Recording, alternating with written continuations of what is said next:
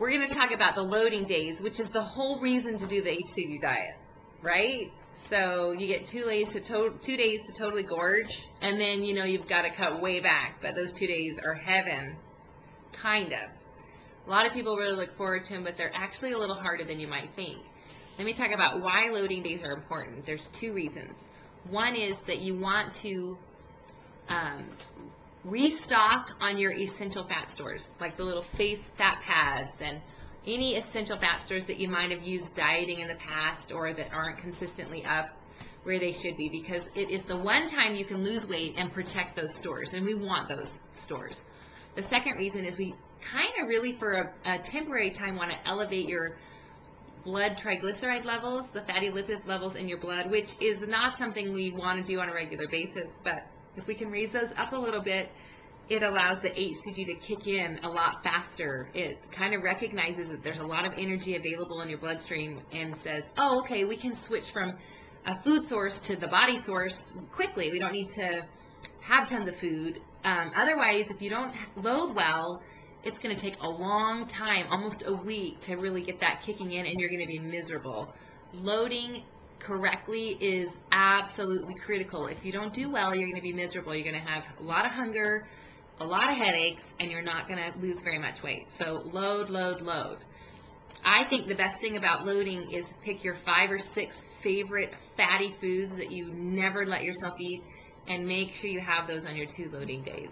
The key is lots of fat, not as much sugar, although sugar is okay.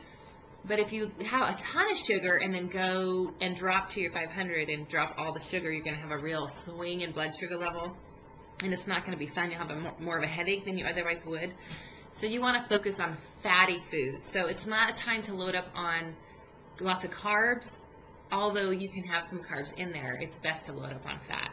For example, this would be the only time I would recommend a sausage McMuffin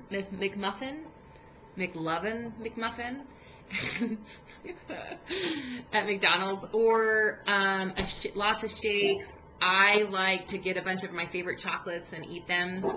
I'm not loading, but that's my best advice for you. And then you might want to put butter on everything. I think the key to loading without getting so sick is don't eat a ton all at once. Don't get so full that you just throw up and can't eat the rest of the day.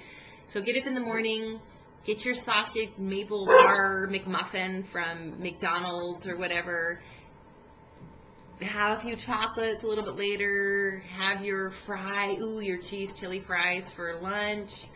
And then have a shake, and then have some more chocolates, and then have your cheesy smothered enchiladas, and then a little bit later have a piece of cheesecake, and that's a pretty good load day. I just wouldn't eat a huge amount at one time so you just get sick and you can't do it anymore.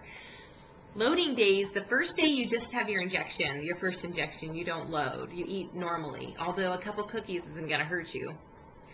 But you don't want to load for 3 days. That's unnecessary, and you're going to just gain more weight than you need to. 2 days is plenty. So the first injection day, you don't load. You just eat normally. The second injection day, you load. The third injection day, you load. And then the fourth, you start your 500-calorie diet. I think that pretty much covers it on the loading days.